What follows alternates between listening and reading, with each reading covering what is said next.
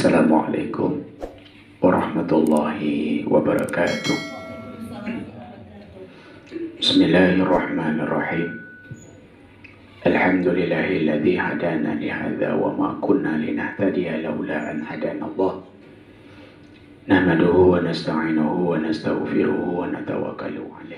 Asyhadu an la ilaha illallah wahdahu la syarika lah wa asyhadu anna Muhammadan abduhu wa rasuluhu la nabiyya ba'dah. Bagaimana kita mengatakan cinta kepada Allah? Bagaimana kita mengatakan beragama? Andai semayang saja tinggal, maka semayang wajib jaga. Semayang dijaga, kon hanya buat sembahyang, tapi syarat sah semayang jaga.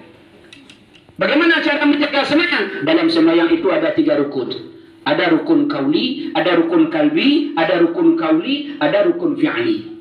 Yang dikira rukun kalbi, rukun yang takluk dengan hati. Yang dikatakan kauli, rukun yang takluk dengan lidah. Yang dikatakan fi'li, rukun yang takluk dengan perbuatan. 3 rukun ini tak boleh dipadakan dengan yang lain. Contoh, rukun kauli tidak boleh padakan dengan hati. Contoh rukun kauli, takbir mesti. Idza kumta ila salati fakabbir, kata Nabi. Apabila kamu berdiri ingin melakukan sembahyang, fakabbir, wajib takbir. Maka takbir itu takluk dengan lidah. Mana takbir? Gabungan lafaz Allah dan lafaz akbar. Allahu akbar. Ada sebagian orang sembahyang jatah rukun kauli dibaca non kalbi. Kan ada? Jangankan bersuara, maaf, bergerak bibir tak ada. Dalam hati baca takbir. Fatihah dengan hatinya, bacaan ayat dengan hati. Tanya kepadanya, begitu tak cara semayang Nabi? Sementara Nabi mengatakan, salu kama ra'aitumuni usalli. Semayang kamu sebagaimana kalian ketahui aku semayang. Bagaimana cara semayang Nabi? Yang kauli takluk kepada kaul. Bahkan andai pun semayang dhuhur sir, sahabat yang di samping Nabi, sahabat yang di belakang Nabi mengetahui bacaan Nabi dengan bergeraknya jenggot Nabi. Pertanda bacaan kauli wajib ngon lidah. Minimal kalau dia sendiri semayang, didengar kepada dirinya Allahu Akbar. Tidak memada Allahu Akbar baca dengan hati, karena Allahu Akbar itu rukun kauli. Hari ini mana yang menjadi rukun kauli? 5 rukun kauli dalam semayang, selebihnya sunnah. Pertama, takbiratul ihram.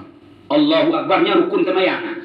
Ya. Yang kedua, Fatihah. Yang kamu dalam rukun kauli saja. Dari 13 rukun semayang, 5 masuk kepada rukun kauli. Pertama, takbiratul ihram. Allahu Akbar. Yang kedua, bacaan Fatihah dengan tajwidnya, dengan makhrajnya. Sebab haram membaca Al-Quran tanpa bertajwid, karena Allah turunkan Al-Quran itu dengan tajwid. Ketika kita baca tidak bertajwid, kita tidak membaca Quran sebagaimana yang diturunkan Allah. Maka jaga tajwid wajib. Belajarlah tajwid Fatihah supaya sah semayang. Takbir Fatihah. Rukun kauli yang ketiga, tahiyat akhir. At-tahiyyatul mubarakatuh salawatut thayyibatu lillah. Pada tahiyat akhir yang duduk tawarruk. Adapun tahiyat awal sunat ab'ah. Dalilnya Nabi pernah tinggal tahiyat awal. Sujud jatah tahiyat awal, Nabi terlupa, bangun langsung berdiri. Sahabat pun langsung berdiri. Nabi tidak kembali kepada duduk.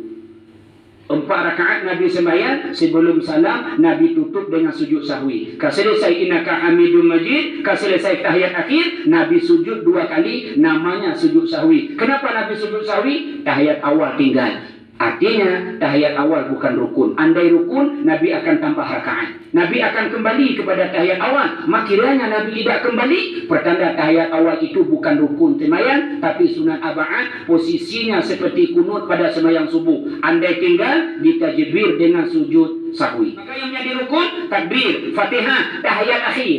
Setelah tahiyat akhir, selawat kepada Nabi setelah tahiyat akhir. Sebagaimana ada selawat. Masih afdal selawat dalam semayang, selawat Ibrahimiyah yang tersebut nama Nabiullah Ibrahim. Ini wal hadirat Bapak Ibu sidang jamaah yang dirahmati Allah pun yang kami muliakan. Lebih kurang lebih kami minta maaf. Mungkin tambahan atas kekurangan atau perbaikan atas kesalahan, atau ada pertanyaan, karena mulai start tadi kita baru memakan waktu 30 menit. Ya, ada 10 menit kalau ada untuk pertanyaan. Andai ada pertanyaan baik menyangkut hal ini atau ada hal-hal lain sebelum kita tutup, jika ada pertanyaan insya Allah dipersilakan.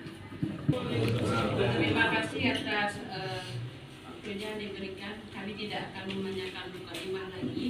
Langsung saja, Bapak, seandainya satu orang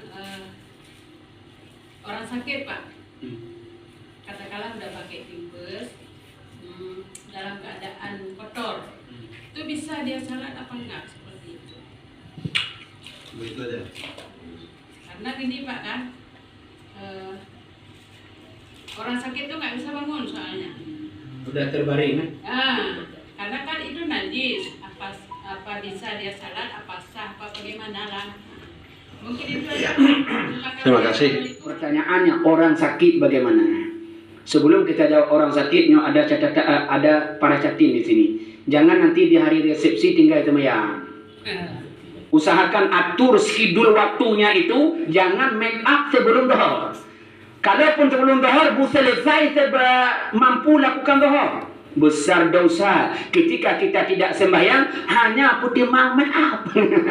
Gimana sembahyang dengan putih make up sebelah selesai pohlai. Kalau begitu ceritanya dari awal kenapa tidak diatur waktu? Selesaikan sebelum dohor sehingga pengantin perempuan itu mampu dia sujud dengan raknya sebelum dia bertaat dengan suaminya. Mataat dengan suami dengan makhluk, mataat dengan rak.